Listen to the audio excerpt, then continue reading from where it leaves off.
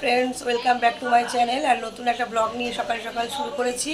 আজকে আমার ননদের বাড়ি থেকে ব্লগটা শুরু করলাম, কারণ আমরা রাত্রে থেকে গেছিলাম আর এখন আমরা বাড়ি ফিরছি।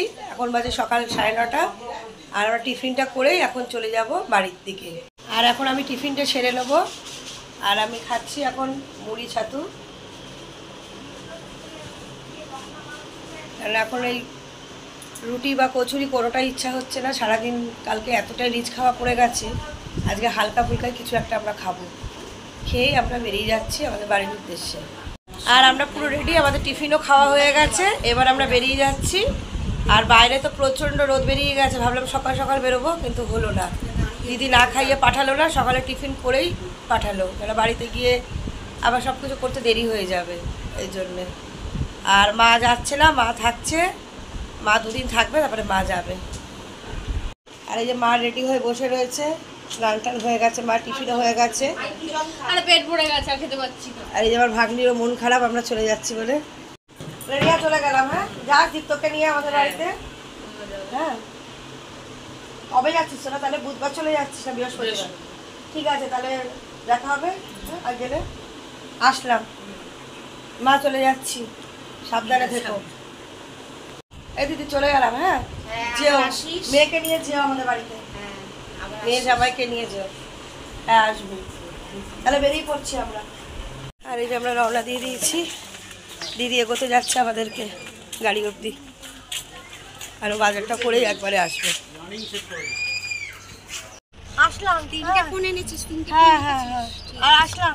তুমি যেও আমাদের বাড়িতে। হ্যাঁ, আসবো। আসলাম দিদি। আমাদের গাড়িটা ছেড়ে দিল, 10 মিনিটেই পৌঁছে যাবো।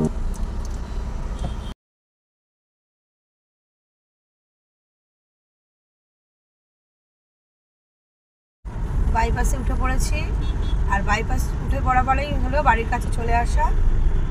আর রাস্তাঘাট আজকে ভালোই জ্যাম আছে, সোমবার যেহেতু প্রচণ্ড জ্যাম। এই জ্যামটা দেখুন, খালি প্রচুর জ্যাম রাস্তায়, আপে জ্যাম টাউনের থেকে। আর কালকে সারাটা দিন আমরা খুব মজা করেছি, তাই চলে আসার সময় মনটা খারাপ হয়ে গেছে সবারই, কিন্তু বাড়িতে তো ফিরতেই হবে, আর এসে নিজেদের ছন্দেও ফিরতে হবে। তাই আমরা এখনই বেরিয়ে পড়লাম, বিকেল করলাম না।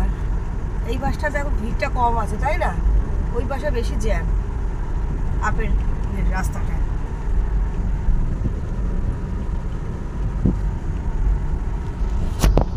আর আমরা আমাদেরকে নামিয়ে দিল গেটের কাছে, আমরা এখন হেঁটেই যাব বাড়ি অবধি। গেটেও গাড়ি গ্যারেজ করতে চলে গেছে, আমাদের মেন গেটের কাছে নামিয়ে দিয়ে গেছে। এবার বাড়ির দিকে রওনা দিচ্ছি। ফাইনালি বাড়ি পৌঁছিয়ে গেলাম, এক্ষুনি পৌঁছালাম।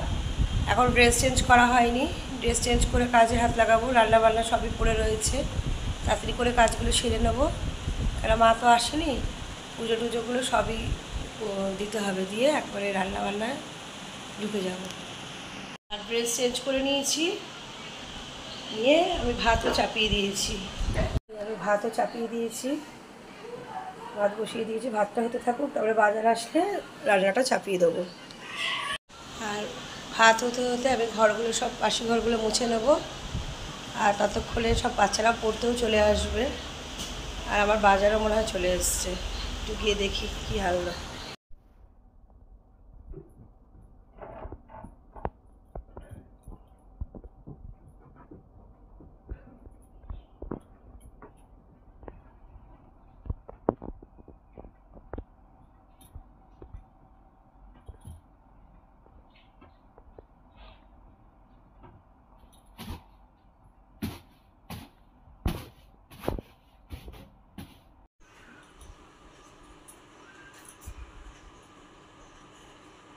এসে আমি আগে ঘরটা পরিষ্কার করে নিলাম, কেন যাওয়ার সময় ঘরটা একদম ছিটিয়ে গেছিলো।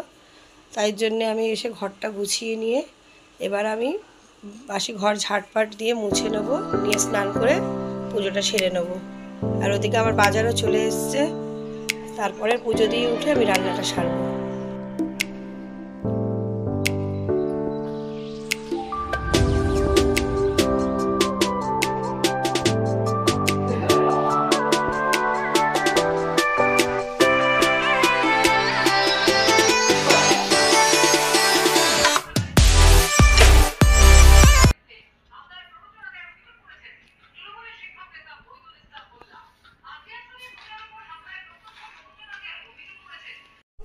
ঘর মুছে আমি চলে আসলাম রান্নাঘরে। রান্নার পরে কিছু বাসন কোসন হয়েছিল, সেগুলো একবারে আমি মেজে ধুয়ে রান্নাঘরটা একবার পরিষ্কার করে স্নান সেরে নিলাম।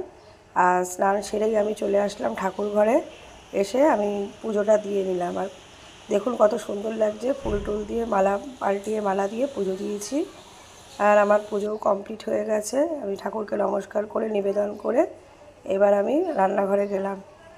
আজকের মেনু এই যে ভাত, আমরা যেহেতু 4 জনে খাবো, ছোটো হাঁড়িতেই ভাত চাপিয়েছি এই ভাত। আর করেছি লতি চিংড়ি আর একটা নিরামিষ তরকারি করেছি, কেন আগের দিন রিচ খাওয়া হয়েছিল, তাই হালকাই কিছু একটু রান্না করে নিলাম। এইমাত্র পড়িয়ে উঠলাম, তাই এখন আবার রাতে রান্না করতে হবে, কিন্তু শরীরটা ভীষণ টায়ার্ড লাগছে। আর আমার হাজব্যান্ড বললো ঠিক আছে আমি রান্নাটা আজকে করবো, তাই জন্যে সবাই বললো ডিম খাবে, ডিম কষা। তো আমি বললাম না, ডিম কষা না, ডিমের ঝোলই করা হোক।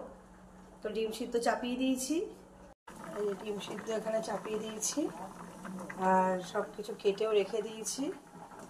আর ডিমের সাথে আলুও সিদ্ধ দিয়ে দিয়েছি।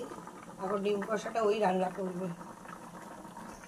আর এই 2টো ডিম অমলেট হবে, অমলেট করে ঝোলে দেওয়া হবে। 2টো ডিম সেদ্ধ, ওটাকে হালকা ভেজে ঝোলে দেওয়া হবে।